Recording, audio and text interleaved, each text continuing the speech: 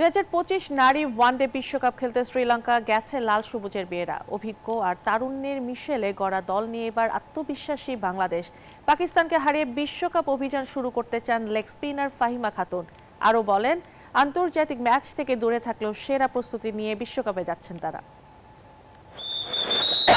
দ্বিতীয়বারের মতো দেশকে প্রতিনিধিত্ব করতে বিশ্বমঞ্চে টাইগার্সরা 2025 ভারত ওমেন্স ওয়ানডে বিশ্বকাপে অংশ নিতে শ্রীলঙ্কার উদ্দেশ্যে দেশ ছেড়েছে নিগার সুলতানা জ্যোতির দল। এবারের বিশ্বকাপ হাইব্রিড মডেলে হবে, তাই লঙ্কাতে গেছে বাংলাদেশ দল।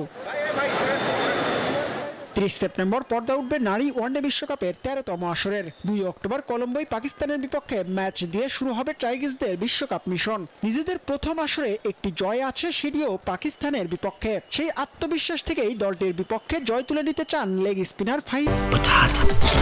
বাছাই করা আলু আর স্পাইসি সিজনিং এ প্রাণ পোটাটা চিপস নাকি বিস্কিট খেয়ে বোঝে নাও। খাতুন, আমরা যখনই পাকিস্তানের সাথে খেলেছি আমাদের আশানুরূপ সবসময় ভালো রেজাল্ট হয়েছে। পাকিস্তানের সাথে যখন খেলে খুব অনেক বেশি প্রিপারেশন নিয়েই খেলে এবং আমরা জেতার জন্যই খেলি। এবারও তার ব্যতিক্রম কিছু হবে না এবং আমরা আশানুরূপ ইনশাল্লাহ আমরা জেতার জন্যই খেলবো।